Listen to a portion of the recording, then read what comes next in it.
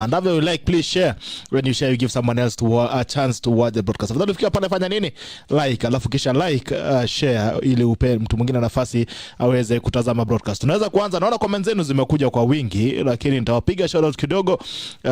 Lakini kabla ya hiyo, acha ni tuende mbele za Mungu kwa maombi, haraka upesi, alafu tukirudi tunaingia kazi. Alright, let's pray. Mighty Father, we come before you this morning. We thank you. We glorify your name. Thank you for another opportunity to be alive this morning. We thank you for the grace of provision and protection. As we start this program, may you be with us until we finish. May you guard us and also protect it. In Jesus' mighty name, we pray and believe. Amen and amen. Thank you. Asante sana. Asante sana. Lakini unajua sasa nitaanza kuwa kanyari very soon. Mkinajile niombe kila siku nitaanza kuwa kanyari. Nitisha 3 na 10.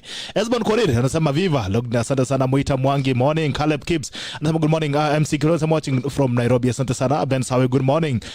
Rita Ray, Rida K anasema yay. Noru Sina anasema morning team tackle Kisumu ndani. Asante Mackenzie Sanjos anasema good morning Gaki mama morning to you. Silas Kemba anasema morning. Asante sana. Wala watu ambao comments zao pia zimekimbia pale juu mtanisamea kama sitaweza kuisoma kwa sababu zikikuja mingi zingine zinapotea. Gilbert Koecha anasema good morning to you. Koech Kipkembai Baba Vidana anasema good morning Aleki Dakuru down tuko pamoja. Tafadhali nikikupea shout out tafadhali share. When I give you a shout out tafadhali piga share. Naona Abdel Wendon wanasema wewe ndio umechelewa leo, niko ndani. Pole sana tulichelewa kidogo lakini tuko hapa. Kikwembaki Burugor kwa sababu good morning. Trump jumbani mapema. Baadhi is live. Boniface is a Kenyan hero. Asante sana watu wa Australia, the land down under. Watu wa Australia nawapenda zaidi. Thank you so much for loving the tackle. We love you right back. Dita kanasema good morning. Good morning to you. Charles Soida anasema tujiangalie zaidi. Makwa na senior citizen wa CBD sijui yuko wapi. Berry Lumondi wa Shira pia. Good morning sijui yuko wapi. Naona Mshuka Kaguja anasema mkianza morning team tackle niko ndani from Kiambu. Watu wa Kiambu. Thank you mno. Rafael Kiplimo anasema morning to you. Charles Soira anasema tuko sawa kabisa. Leo tuko babaya vile kuliko vile tulikuwa jana. Adam anasema good morning. Karibu sana chairman wa vijana Boniface Mwangi. Asante sana. Mitch Alfred anasema good morning to you. Maria Skipkuri good morning great class. Thank you. William Mwangi anasema good morning to class. Great guest ask him to take on COVID billionaires. Yeah, taona kazi tayari imeanza. Geoffrey Odiambo anasema good morning to you. Kama kuna swali pia unataka kuuliza kiongozi Boniface Mwangi unaweza tutupia hapo ili tuweze kuangalia. Sam Sirma anasema tuanze mchakato sasa. Good morning to you. Brand Shelley good morning. Not just Mira good morning watching live from Eldoret. Keep Koske Bunda all the way from Nile. Sama jambo. Alana anasema good morning from Molo kama kawaida. Thank you. McDonald Odiamba so good morning like from Oma Bay tuko mbele pamoja. Naona Mike Valencia Murgo anasema watching. Asante Kiposke Chemist Isaac anasema good morning. Tackle watching from Nairobi Kasarani. Thank you so much. Lokai Benjamin anasema good morning. West Pokot Kacheliba. Just as anasema good morning from Mombasa. Thank you. David Kamau good morning to you. Brand Kipkoech all the way from America anasema good morning. Hashtag the tackle. Philemon Serema anasema good morning to you Serem. Sosten Kipchumba Kirwa anasema niko ndani tuned in Bears Club Nandi. Sasa sana watu wa mheshimiwa Sudi Bernard Kweja anasema good morning. Naona Edwin K. Chumba anasema good morning. Zad good morning live from Doha.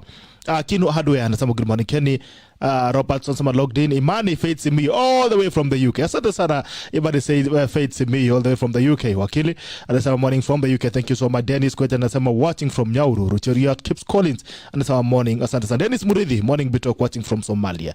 Watu wa Somalia asante sana. Nancy Olo good morning.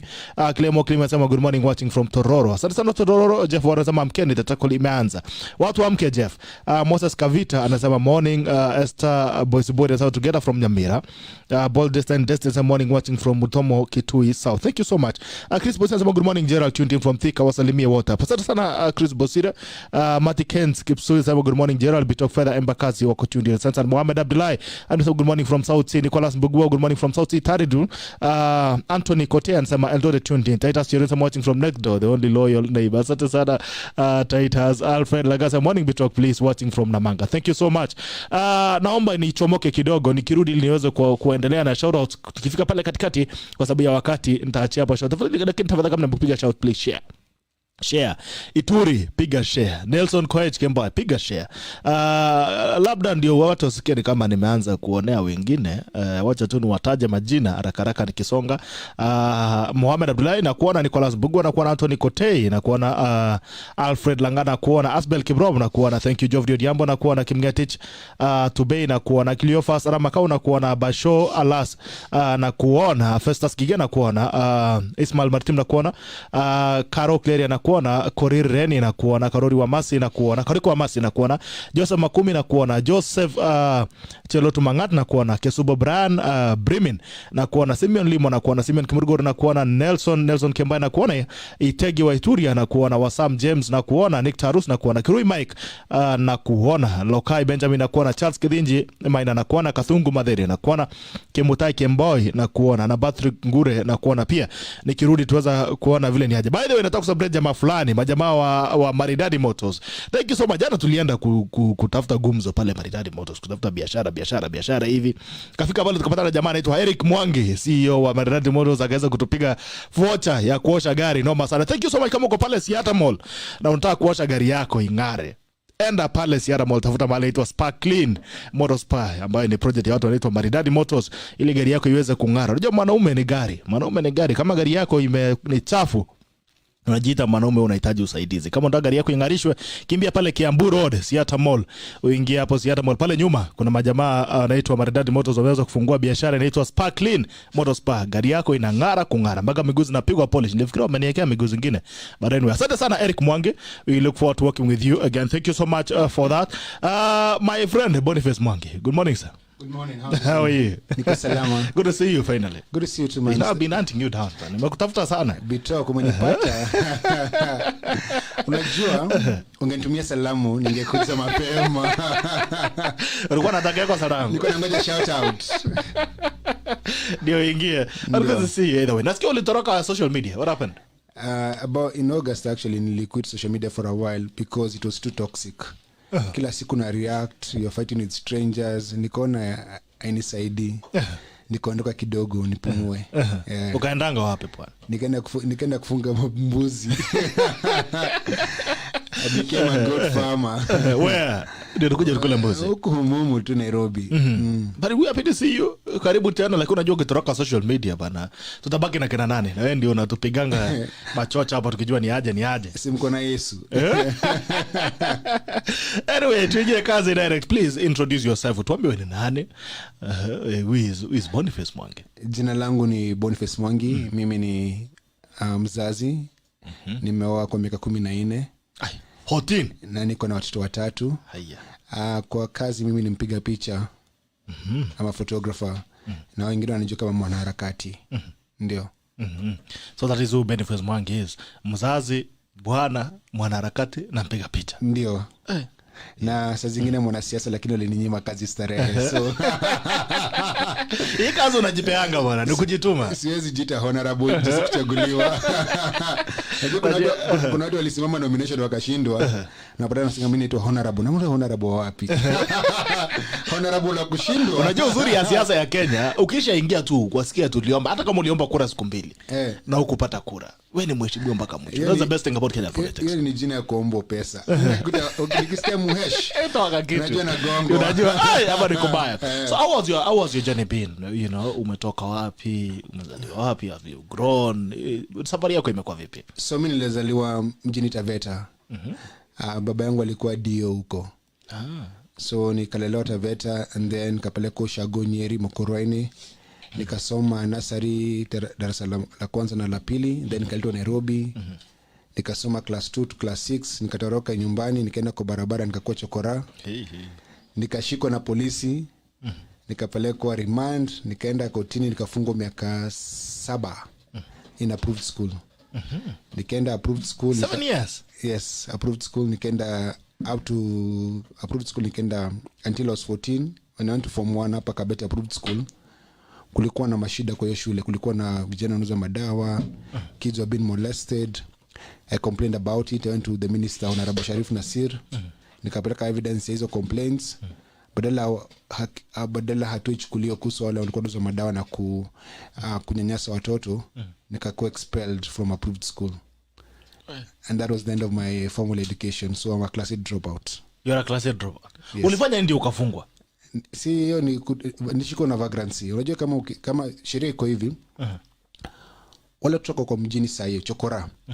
Kuna rehabilitation centers across the country. Kazi ya serikali ni wakati ukiwapata kwa barabara wanawashika, they reunite them with their parents, and if they fail to do that, wanachukua wanapeleka shule hadi wamalize form 4. That's the work of the government, but they don't do that anymore. So my time when I ran away from home, I was arrested and taken to school. For roaming around. Yes, for roaming around, as in for running away from school. And So nini ilifanya kijana ya Dio dynasty akatoka kwao akaenda street? So Dio aliachana na mama yangu nikiwa mdogo. So now it's like now we've connected. We talk not as much, but we connected later on in life. So my mother was a single parent of 7 kids. Wow. She was never married. So this relationship with the Dio ikuishi sana. I even met my dad when I was 18. I knew he was my father when I was an adult. After my mother died, we became friends. You bonga story. So basically I was in a dynasty. Labda the Dio took advantage of my mother. And then akamwacha. So ukatoka approved school kukaendaje? Nikakuwa Hoka Nairobi. I was selling books River Road. Nilikuwa nauza vitabu. Until when I was 18 years old, nikaingia Bible school.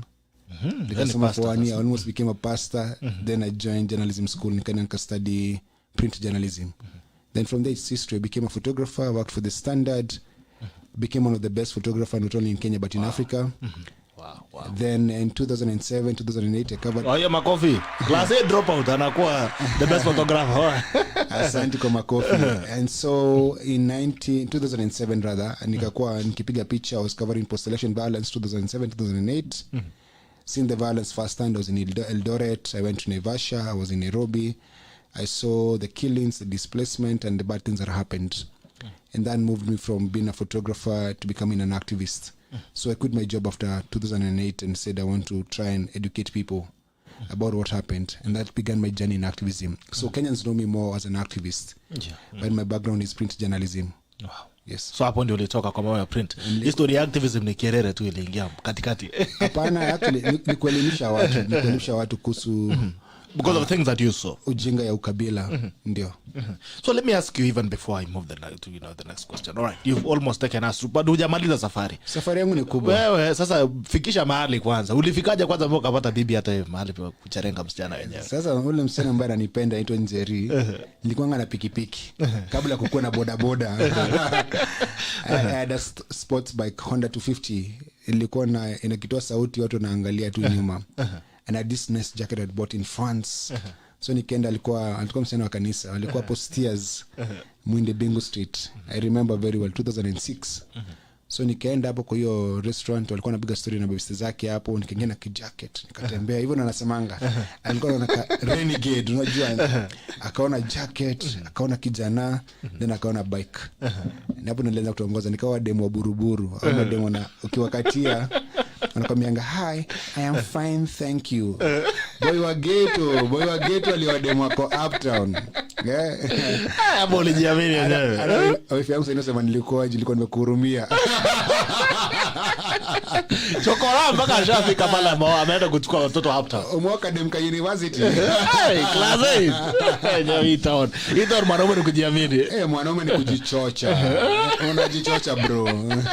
Lazima ujieke rada. Lazima. So ukafika hapo familia naona pia hapo. So we got married in 2008 and we are blessed with 3 amazing beautiful kids. Amazing. Yes. Right. So what is it that inspires you? Mimi naona unapigwa tiaga za zingine unapigwa mawe, zingine ni unatoa pia nguvu ya kubishana na watu kila siku. What inspires? What is the drives you? Because when you look at you, all right, I would, at the background of what you've told me about your service, you've come from a space where you've struggled to find your path, and technically you'd not be one of those people that would say you'd want to rise and want a better society. What pulled you all the way from a guy who was actually a criminal? I wasn't a criminal. No, quote in quote. I'm saying quote in quote. No. I was a juvenile delinquent. There's a very big difference. I did not commit a crime. We must clarify. I ran away from home, and the government said you can't be in the streets. We are going to take you to school, and that's supposed to be. Actually, I feel very sad for the street kids that I see today in the streets. Kwa sababu wangefaa kuwa shule na shule ziko rehabilitation schools ziko mingi, lakini gava ina shughuli now. Now coming back to your question, sibishani na serikali na sibishani na watu, na naendeleza haki, naongea kuhusu haki. I fight injustice. Wow. Yes, that's what I do. And what inspires me, my kids, I want them to have a better future. I want them to grow up in a better country. It is my responsibility to fix this country. and I have to play my part in fixing this country. I can't rely on other people to do my work. And it is a responsibility of every single citizen to fight for a better country. Our forefathers fought for the independence of our nation. They bled, they went to jail, and thousands died fighting for independence. So we, as their grandkids, have to defend that independence and advance those freedoms. So let me ask you, Boniface, you know, your journey is quite inspiring in a way, because someone who is a class 8 dropout, or let's even say, not even class 8, that is hiyo tumaje, what's a 20 form 4, someone who is not forward, who you know, just finished from 4, never went to college, sitting somewhere, yes, anasema mimi sijaenda shule, you know, I cannot fix this life and all that, you know, sitting in a corner and waiting for a pity party, saying maybe the government should come to my rescue and do that things. There are a lot of young people who are in that space where they cannot seem to find themselves, they cannot seem to find their footing in life. What did you want to tell that young man? Kwa sababu ni kama ulijituma from nowhere ukajipeleka mpaka umefika. So one of the things you have to do, you have to love yourself. Because when you love yourself, you show up for yourself. You do things right by you. So you decide, I'm going to learn a new course, I'm going to study, I'm going to work very hard, I'm going to avoid drugs, I'm going to avoid alcohol, I'm going to be a responsible person for me. Because you have to be responsible for yourself. There's a role the government must do, and it's the role of the government to create an enabling environment for people to do business and for business to thrive. But at the same time, you have a responsibility to yourself to work every day to improve yourself. You can't sit down and be in pity party and say, oh, dunia imeharibika, maisha yangu ni mbaya. Kama unajipenda, you'll protect your righteous mind. How do you do that? You decide, I'm going to study, I'm going to exercise. Before I came here, I was late, and I'm sorry for that. Because I woke up at 5:50 to go to the gym and work out before I showed up here. So I was showing up for me. So every single person should learn to show up for themselves. Yeah. All right. So you're an ambassador of African Rising. What is it all about? So African Rising is a mother body for African organization like civil society and activism organization, where they come together to bring back the Pan-Africanism and to bring back that African unity in the continent.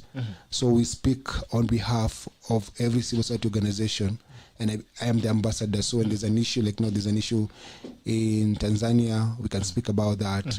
Ugandan elections are coming up, we speak about that. Zimbabwe, there's brutality, we speak as a mother body. Congo. It's, yes, even Congo. So it's like the African Union for activists on the continent. Interesting. There's an AU for activists now. Yes. Ndio baba yao sasa. Mimi ni one of the balozis. All right, let's talk about Power 254 as well. What is it all about, and where did it start from? So Power, it's PAWA, Power like for power in English, and 254 is the country code for unity. So Power 254 ni space ya mavijana, ni place unataka kuja kufanya art, unataka kufanya graffiti, unataka kufanya poetry, unataka kufanya photography, ni place ya watu wa mtaa, where you come and learn those skills. So when I started as a photographer, I did not have any mentors. I did not have a place where I could go study and access books and understand photography and journalism. So my struggle to learn informed why Power started. So we create this space where guys come and learn skills for free. And you learn those skills so they can actually be able to earn a living from the skills and also work towards social change. So everyone who comes to Power and learns a skill must commit to volunteer or work a particular number of hours to give back to the community. So it's that space where art for social change happens. We are the guys who did the Map Vulture graffiti in the streets. And I'd like to ask you about that. Yeah, we did Utawala with Giuliani. We did Tumechoka with Sarabi Band. We have worked with Hatha Band. We worked with Dofanage, Teardrops, Mufasa, Antonio Soul. We're that space where creativity and art is used to bring about change. So what happened to the vultures? Because at that time it really caused a ravel. Mulipeleka wapi vultures? Mavulture tuliamua tusichore kura za kanjo. And Kidero became governor. You know, in Nairobi, actually, in this country, street art is illegal. So in Akwa, graffiti is illegal. And it's supposed to be a very expressive way of just telling stories on walls and beautifying a city. Where graffiti is more beautiful than billboards. Yeah, sure. But in this country, it's illegal to do graffiti. It has been misconceived. No, it's just ignorance. There's no misconception. What wajui ni ujinga ya watu ambao kwa serikali. I understand that. Alright. Kulikuwa na mambo ya nguruwe pia. Nguruwe waliendanga wapi? Sikuru walikuja kabeba nguruwe, sijui uliwatoa wapi nguruwe ukawapeleka pale. So na ulisema unavuka mbuzi. So in May 2013 kulikuwa na mjadala katika bunge ya waheshimiwa wajiongezee mshahara. Walikuwa na kujiongezea mshahara ndio unajua wanajipenda mabonyenye. Nilo la fia tukaona ni kama ya nguruwe.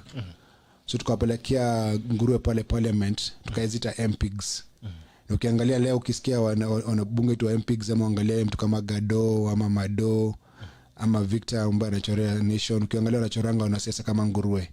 And that is the effect of activism in this country, that there is a way that you can communicate very lofty things using art or using creativity. So tuliona wale wabunge wamekuwa kama MPigs. Na bado ulafi bado haijaisha, hiyo ulafi bado iko.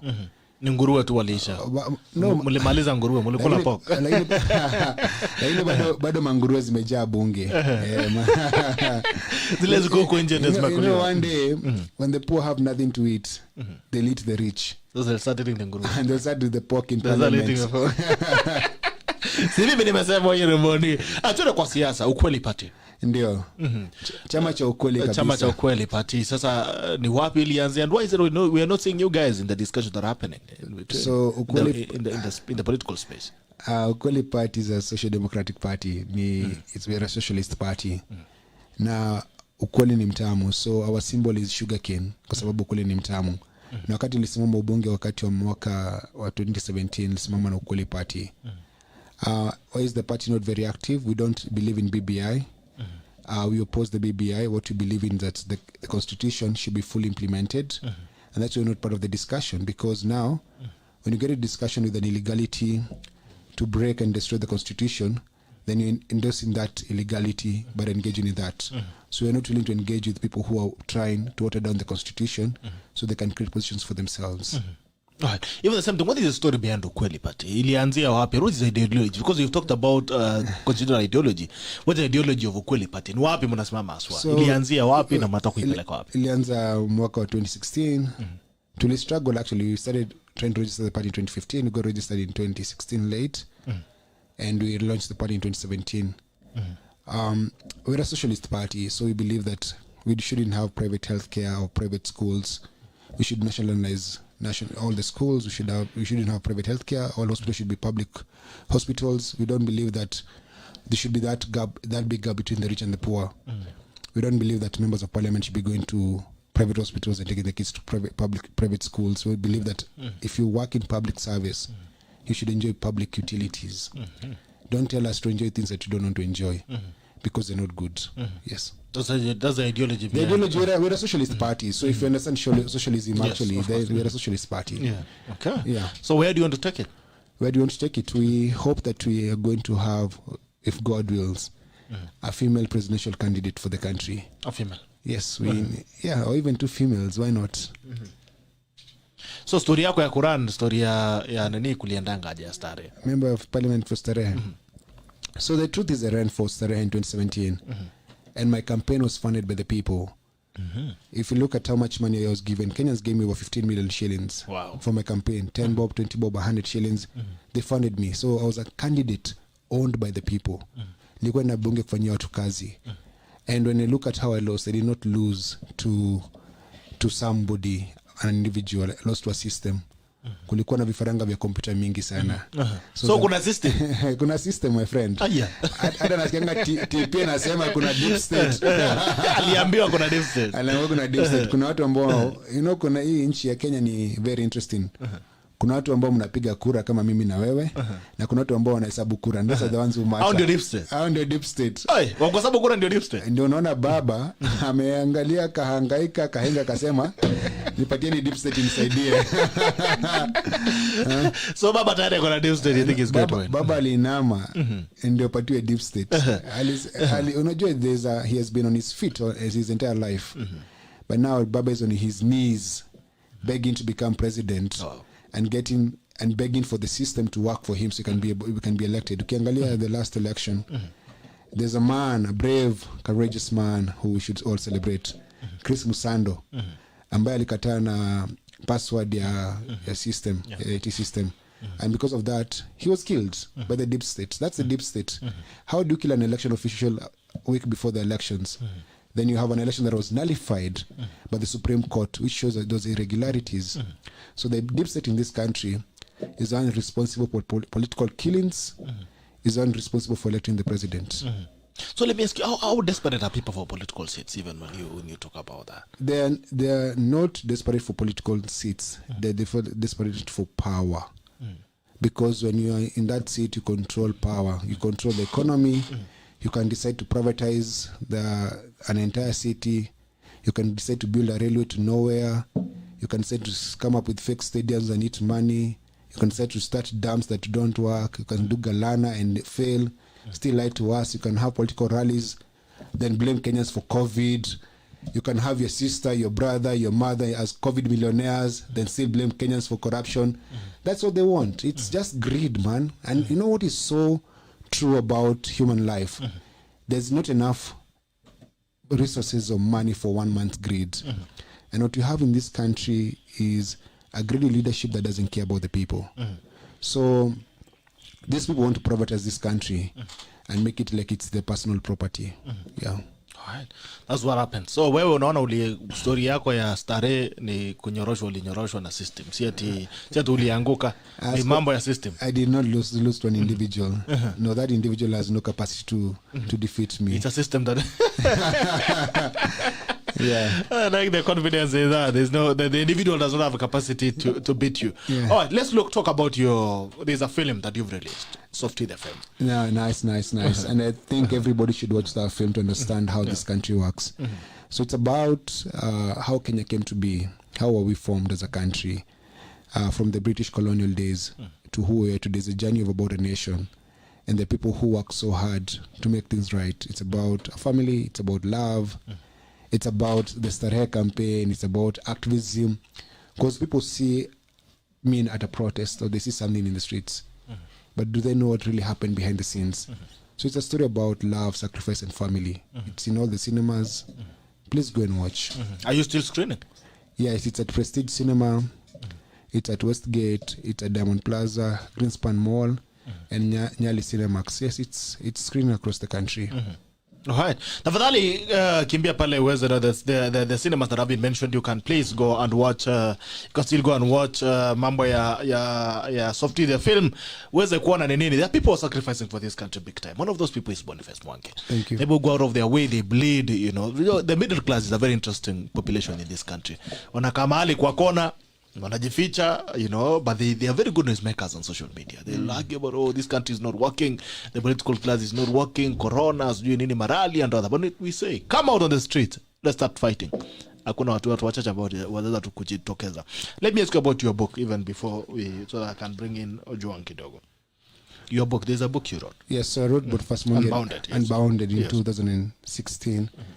It's about my best works as a photographer. And it's about my journey from the days of Mama, where my grandfather was a freedom fighter, and my mother's journey as a hawker, and me, my journey as a street boy, as a boy who went to approved school, and to the photographer that I came to be. It's a book that will inspire you to be courageous. And it also has a piece of history. It's my best works between 2002, I think, to 2016.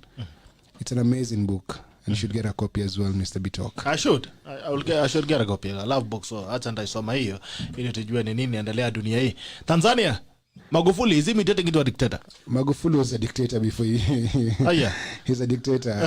I've been doing work in Tanzania for the last 4 years on democracy and activism, and Magufuli is a very intolerant person. Magufuli is like Moi in the 80s. And Tanzania is going down, and it's going to get worse. So what is so shameful is that our region has become the SI unit for rigging elections. There were rigged elections in Uganda, there were rigged elections in Rwanda, there were rigged elections in Congo. Somalia, you can't even talk about it. Ethiopia has instability. And now you have Kenya. And then Uganda elections are coming again in January. And Museveni is going to steal. Like we have become that corner of the world where everything has failed. We are a point of reference. We are a point of reference on how to steal elections and kill election officials and rig and intimidate some and bribe others. Almost the entire opposition lost in Tanzania. Yeah, but at the end of the day, Magufuli thinks that he's in charge, but when people get tired and they rise up, he'll fall. There was a guy called Mobutu. Mobutu fell. We kicked Moi out through the ballot revolution, even if his Kifaranga is still around. It's still doable. One of the things you should never do is lose hope. Yeah. So what is going on in Tanzania? Because you said you're going to speak about it. What is going on in Tanzania is a sham elections. I hope the AU will get involved. I saw the Americans sent a statement, but Americans have their own post-election violence loading. So what's going to happen now, there's supposed to be mass demonstrations. I don't think if Magufuli is going to allow them. And what's going to follow is crackdown on activists and politicians. And unfortunately, some people are going to die. But eventually, the good side always win. Yes. Okay. Alright, wacha tuangalie comments alafu tukirudi niachie nisukuma Juan kidogo atuambie pia mawazo yake ni zipi. Naona there's some guys who are naona Boni Osoro anasema we hope Boniface Mwangi will never change given a chance. And anasema say hi to my good friend Boniface, he has this country at heart. Dani Mwangi anasema watching from Bungoma, asante sana. Obadia kanasema eti is Kifaranga is still around. Jali Bogo anasema Baba is on his knees begging the system to make him president. Uru is grinning here to here as the master puppeteer. I don't know. Thauri anasema good morning. Solai Arab anasema please nipatie ni presidency. Rogers anasema acha kuimba ongea slabo hiyo ni sisikie. Obadia anasema tuned in loving this brilliant guy. Cheriot Clever anasema Boni bravo BBI is a fraud. Vikija anasema just jumped in. Moriano Kenyanya Vincent anasema tuned in from Doha, asante. Nimeona kuna mtu ameweza kushare video yake hapa Boniface Mwangi YouTube link. Lima Kilo Mike anasema morning people tuned in from Athi River. Cheriot Clever anasema if Boni supports BBI then something is wrong. I want to hear his stand. Tayari shazo zinasema ya kwamba ni trash. Tutasikia siku nyingine anasema kuna nini. Wasam James Chenga anasema Boniface the mawe ngumu boy, recognize you as a great man. Asante sana. Congrats Boni mtetezi. Hiyo ni ile harap TikTok. Lawi Kiblaga anasema how can one do journalism with class A certificate? Just asking. Ama there is no credential needed to join the course like in case of KCSE. Atatuambia alipitia wapi.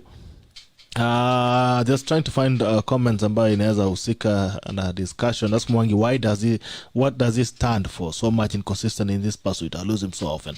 Even before we continue, tuambie mambo ya kwenda shule na there's someone here who's saying what do you really stand for theologically. So how did I go to school? It's true, I was class 8 and then I went to a school called East Africa School of Journalism. When I went to apply, I did not have my O-level certificate. And so what the director told me, his name is Roy Gashuhi, who is a veteran journalist. He said, you're going to sit an exam like everyone else. And if you pass the exam, I'm going to give you a chance. And I passed the exam and I was top of my class in journalism. And in school, I had a nickname. They used to call me the guy from Harvard. Wow. Because I used to read a lot. Because I had to do twice. You had to compensate, yes. Yes, as hard as anyone else. The things, as a hawker between the age of 14 to the age of even 20, because I was still selling books when I was studying, is that I used to read. I have more books than all my clothes, socks, underwear, everything combined. In the car right now, I have 2 books that I have to read. So I read every day. That's how I've been able to be where I am today. One of the things people have to understand is that there's something called organic intellectuals. If you know about China, there's Mao Zedong, who's an organic intellectual. Yes, yeah. You look about Malcolm X, who's an organic intellectual. There are many organic intellectuals. Our forefathers who fought for freedom for this country were not university educated or college educated, but they're organic intellectuals. They knew between right and wrong. So let no one lie to you that you need to be educated to know between right and wrong and to achieve what you want in life. And furthermore, about what do I stand for? I stand for a corrupt-free country. I stand for a more just, a more fair, a more equal country where every single person has a decent chance in life, irrespective of tribe or where they're born.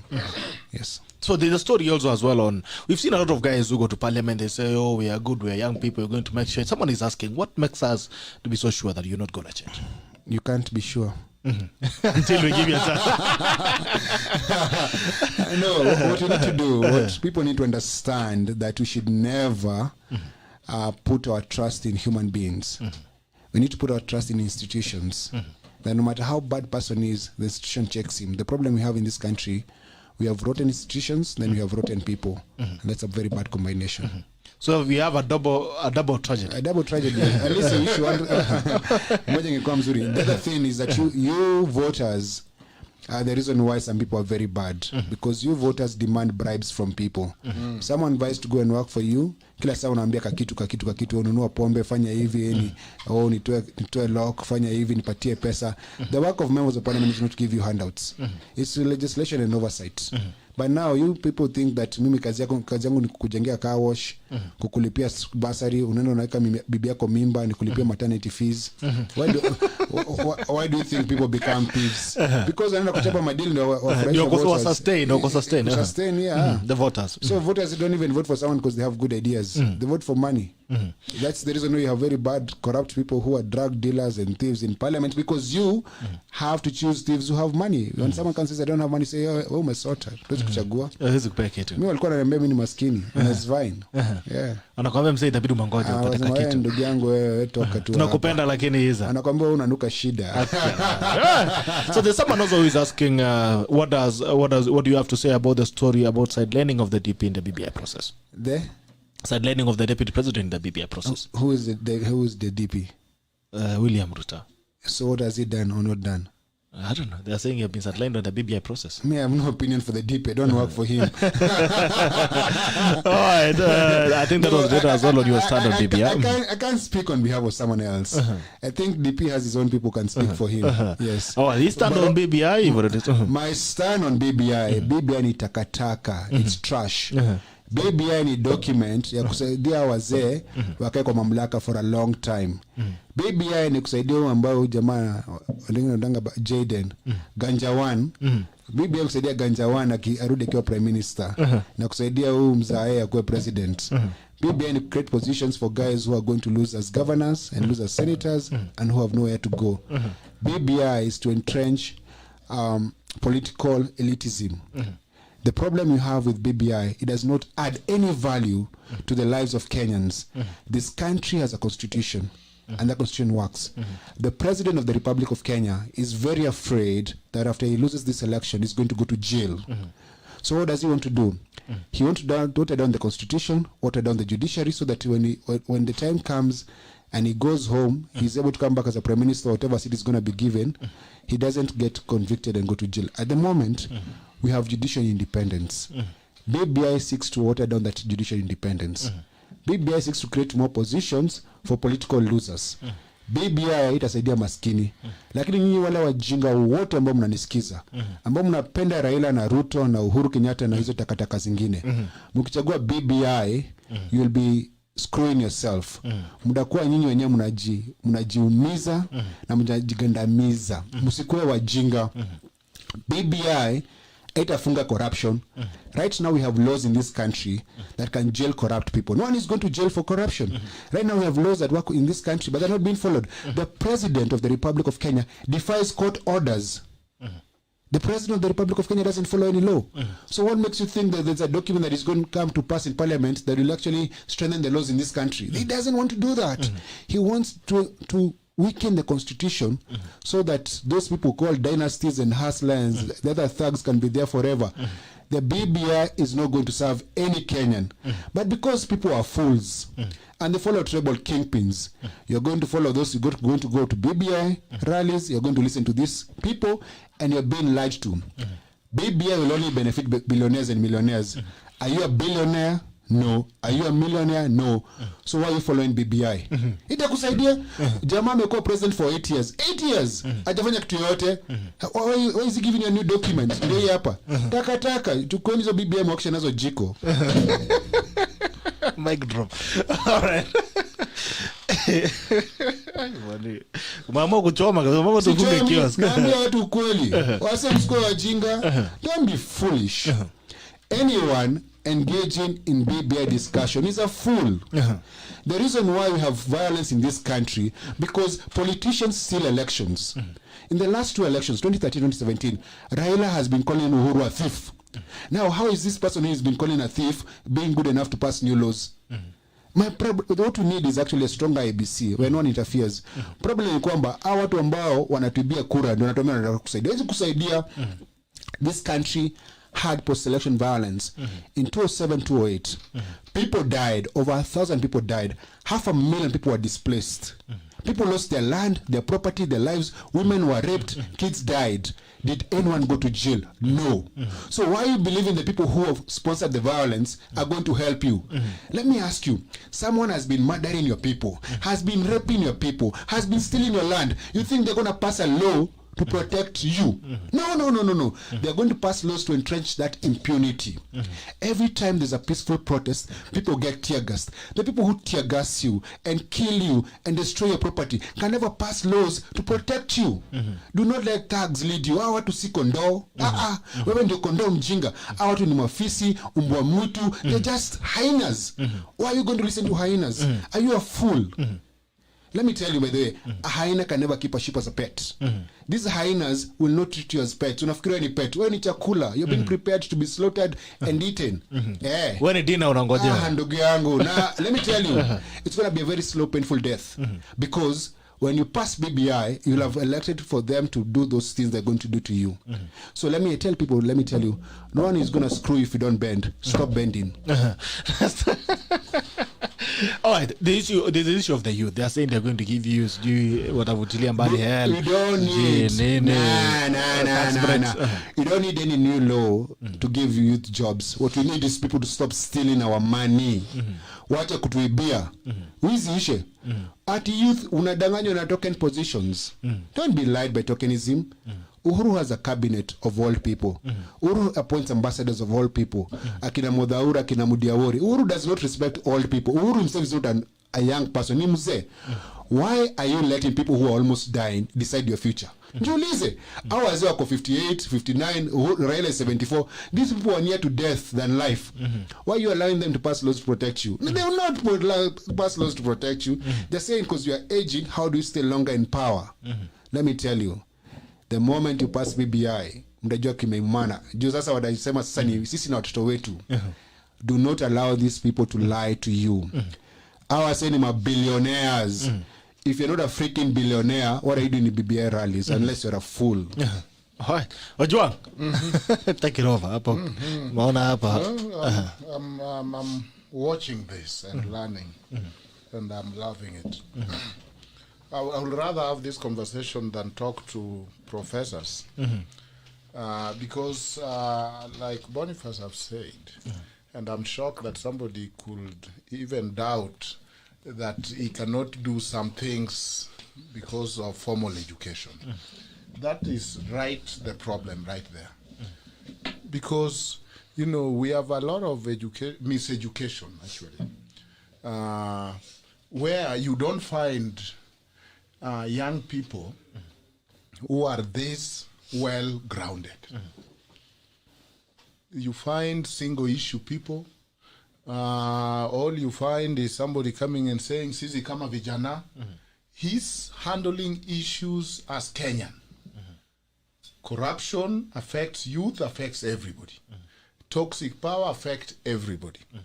I'm looking at the education we had, and I'm interested because that has been my thinking of late. The education that we give now is the education where what I see with our educated, they're looking for a backseat.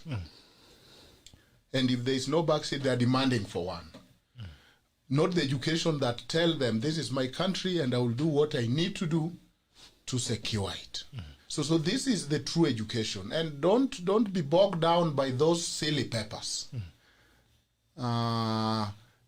Show us what those papers can do, not just mere papers. Don't think that those papers are any important to the country. The education, the true education is that people found education to solve community problems and the challenges of their time. Not just for the sake of papers. That is the true education. If you look at what he's saying, and I don't like this view where we only think education happen in classroom. Most of the education happen out of the classroom. The informal education is as much education as the formal education. When you look at the Timbuktu and the Egypt and whatever, Africans had universities. Actually not universities, because uni means one. We had multi-university.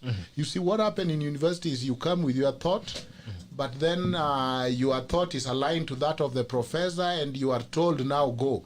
You research, you recite people's thought, you don't even, you are not even, do you know university sometimes it can minimize thinking? Because you find people who are not in university are able to think. All of a sudden when they get to university, they can only cite a paper by so-and-so, and so-and-so, and so-and-so, and call it research. And you ask them, what is your thought? You know, when I was a student, there is a professor who told us, you are not even allowed to hold an opinion, leave alone share with me. So then what is that? The education we had was multi-university. You come with your thought, the professor help you and guide you, and you learn as you watch, you learn as you do. So I want to thank him for that. This is inspiring. And again, I'm looking at his inspiration. You know, we had a journalist called Kevin Carter. The one that scooped a prize after he had shown a documentary about South Sudan famine. And in that photo, he had shown a big hawk that was going to capture this emaciated child crawling on the ground. And she took that photo, and that photo became, you know, the most important photo in describing the famine. And then he flew back to South Africa. And when he was in South Africa, as he was scooping the prize for that, people asked Kevin, do you know what happened to that child? Kevin said, I don't know. That is what Boniface refused to do as a journalist. Simply take photos that don't talk to the real issues, remove yourself from the real context. And so when that guy was asked, okay, so here was a hawk coming to eat this child, and you took this photo. You left that child there, and you went and scooped a prize. What was the purpose of taking that photo?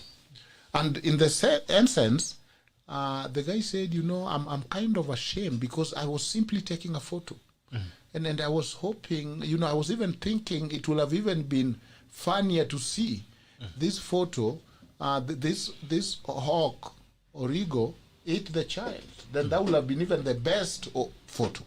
He was simply taking photo. He was simply a journalist. So when I find journalists like MWANGI who have a soul, because that you can't buy in universities, that you can't buy in programs and certificates, he has one. And I've been inspired. Even law, let people not think that law is for lawyers or human rights. People, professors without shoes.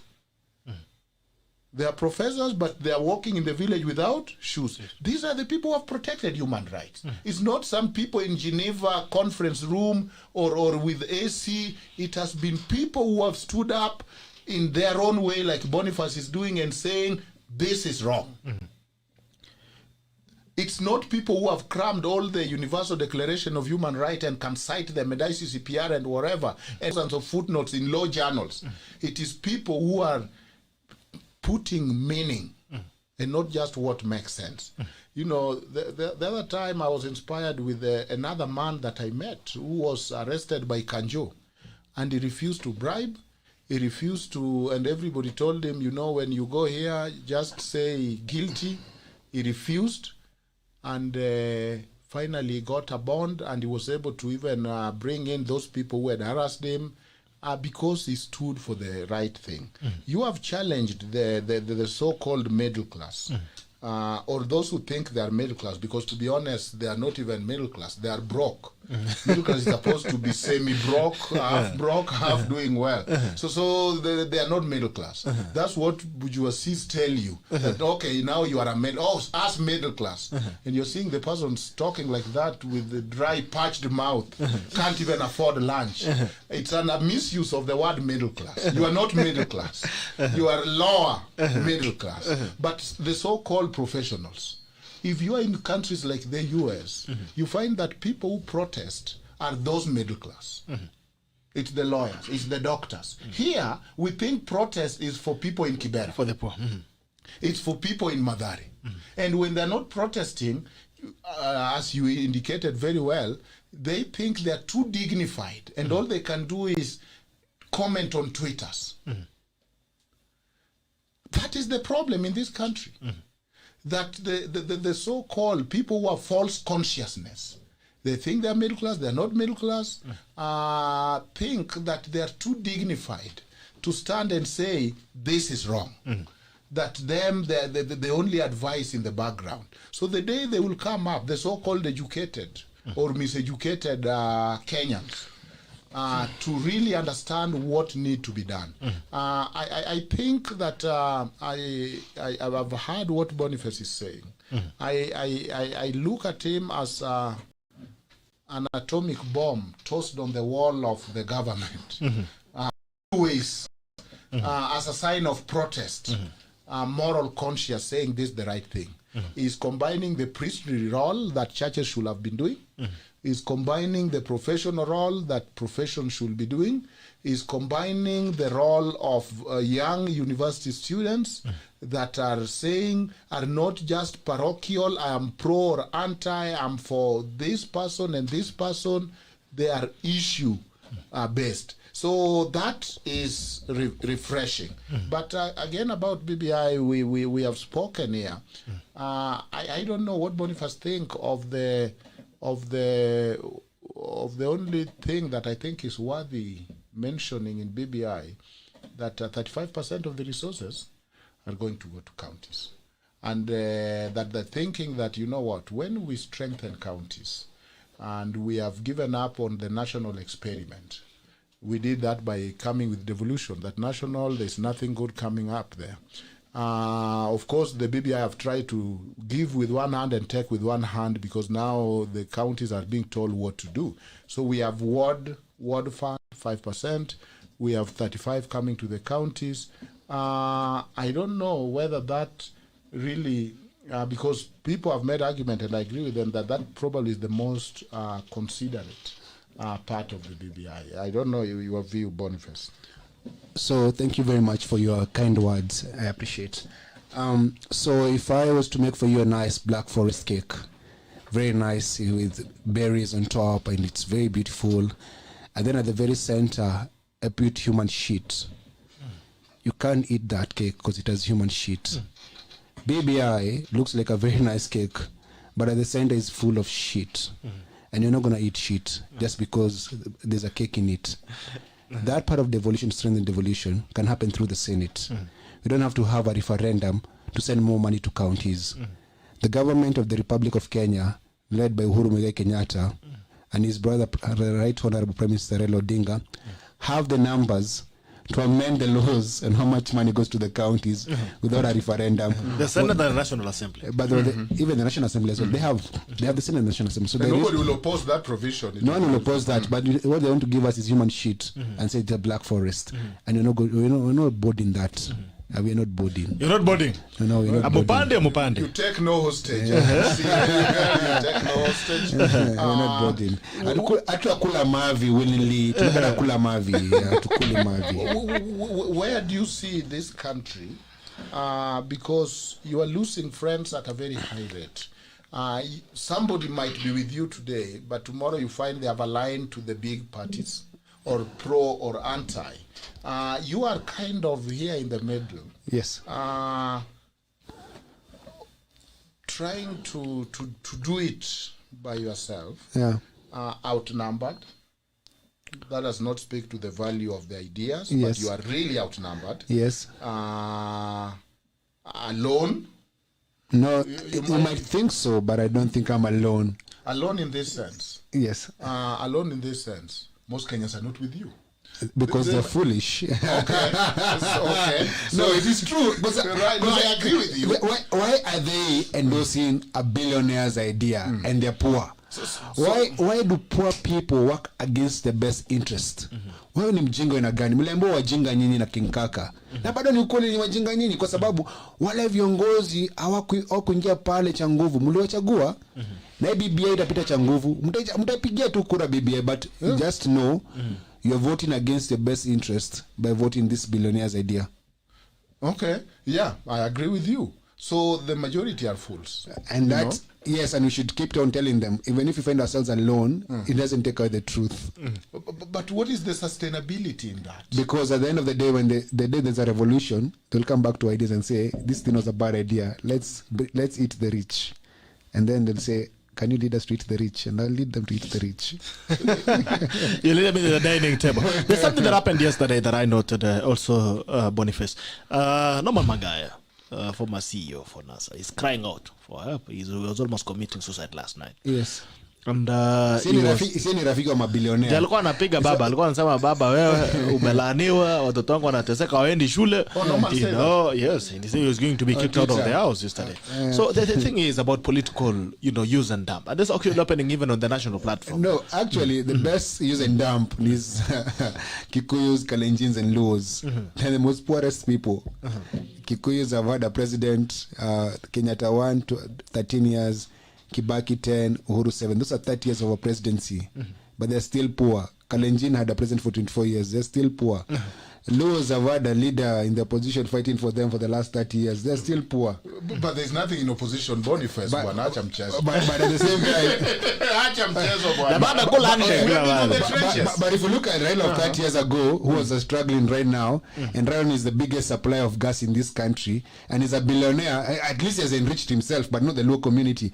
What I'm saying is, Luos, Kikuyus, and Kalenjins are the biggest casualty of using I'm not boarding that. My point is, your tribe will not save you or help you. So this Norman Magai being used and dumped is the common thing. It's just the way the voters are used and dumped every day. And that's the reason why Kenyans should protect the constitution. The only thing that is going to protect you are the institutions. But if without institutions you have no protection, don't put your hope in man. The Bible says, cursed is the man who puts trust in another man. Or even woman. Do not put your trust in a human being. Human beings are going to disappoint you. That's the reason why you have what? Institutions. Yes. Strengthen institutions, not strengthen the presidency. But tribes are institutions. No, they're not. They're not. What do you mean they're not? Tribes, look at the constitution. No, tribes are individuals because... Tribes are individuals? Yes, you know why? My brother. Yes, sir. When I walk around this Nairobi, I don't see the Bank of Kikuyus or the Bank of Luos. I can't go there and say as the low community or the Kikuyu community to withdraw money. Just because you don't see it written, it doesn't mean that in practice, you know there is a time that if I went to a bank, I'll be told as a Luo, you just want money to marry a second wife. Yes. Because we know you are not doing business. Those are stereotypes. So yes, and that's why I'm telling you, just because you don't see, and I'm trying to dissect this issue that is it class, and I agree that there is class element, but there is also the sheer issue of community. But you see now... And this is my hypothesis. Yes. The only institution that works in Africa, forget this Wesleyan institution, sijui media is fourth estate, sijui opposition party, sijui IODL imefanya hii. The only institution that has worked in Kenya is tribalism. And I will tell you why. When Kikuyus are this side, Luos are this side, they are checking each other. Right now, Raila has moved. You have gone to street, you are alone. If Raila was on the other side, you'll be having thousands of Luos. The only institution that have brought check and balance is not NGO, is not civil society, is not newspaper, is tribalism. Right now, the Kales are this side, bringing check and balance. I disagree. I don't think the multi-party democracy was brought around by tribalism. It was brought around by Kenyans who came together and said, no to Moi, repeal Section 2A. It was tribalism because it was Kikuyus and Luos against... No. It was ideology. Tell me which Kale was on the side of multi-party. No. They were actually... Which one? They were actually Kales. Apart from Alexander Muge. There's actually... So let me say this, because we never went to the streets and did our census of who's Kikuyus, Luo, who's Kamba. My point is, let me say this, and allow me to speak, Professor. Yes. The freedom we enjoy in this country were never fought by one tribe or one community. The ideology of tribe is silly because tribe benefits self, not the community. What we need in this country is the constitution to work for everyone. So multi-party democracy was fought by many Kenyans, and we got it. The new constitution was fought for by many Kenyans. Many people suffered, not just Luos or Kikuyus or Kalenjins. Everyone suffered, and they got it. Everyone did suffer the same, though. That's the truth, and that's true, and that's arguable. My point was, there's no others sacrifice more. Yes, that's true, and that happens in life. Even Christ died for us. Even you have sacrificed more than us. But I didn't sacrifice as a Kikuyu. I sacrificed as a Kenyan. My point is, there is no place you're going to cash in or get favors when you walk in because you're a Kikuyu or Luo. Like if I go today to Mama Mboga and niambie mimi Kikuyu nipatie mboga and nipatia. If I go wherever it is and say in Matatu, say, you know, the president is a Kikuyu, so mimi nalipa na currency ya president. You'll not get the fare. So the currency. Right. My point is, tribe doesn't benefit you, but our leaders have been able to come and have this tribal argument. Our community will benefit. But the poorest people in this country are Kalenjins. You go to Baringo, huko Sacho, watu maskini, kuna banditry, hakuna maji, hakuna hospitali. So don't let tribe deceive you. Proud of our ethnic diversity. That's the constitution preamble. So there's negative ethnicity. Okay, negative. Then and tribal politics. So that is very wrong. Negative. Let us note where we have to go as a country. Because you can't be a Kikuyu and a Kenyan. Are they close to each other? Actually, you can have cultural identity. And that's how you're Luo and Kikuyu, and that's the diversity is beautiful. But the tribalism as ideology to mobilize is the negative tribalism. No. The organizing along tribal lines is foolish ideology. If I say because that, Kikuyu is not an ideology. I won't come and say because I'm Kikuyu, I'm gonna do this for you. No. Tell me, because economics and good governance is not. Everybody wants that, right? It doesn't need a tribal SIM card. It needs a brains.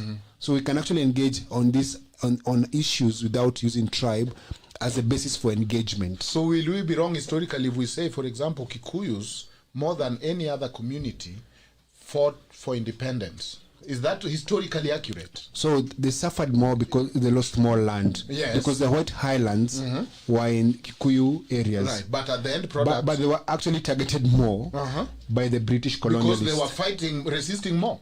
Because they were resisting the grabbing of their land. Yes. But the masses lost more land than the Kikuyus as well. And even the Kalenjins lost land. If you go to the tea farms in Kalenjin, my friend, see Zenyu, half of Rift Valley belongs to foreigners. Sure, of course. And almost all Masai land belongs to foreigners. So will it be accurate to say that with all that, because I know even Luyas who are part of Mau Mau. That's true. I know Tenyo who killed a white person in Kisii. Yes. I know I've talked of Pinyo Wacho and Ojijo Hoteko, who was killed in Luoland. But in general, is it fair to say that Kikuyus more than any other tribe led that front? I would say they lost more, so they had more people. No, regardless of the reason, right? They were in forefront. There was a strong leadership from the Kikuyu community, but it wasn't the Kikuyu struggle. So why can't we acknowledge that? No, we acknowledge, but I'm just saying the struggle for independence was not a tribal struggle, because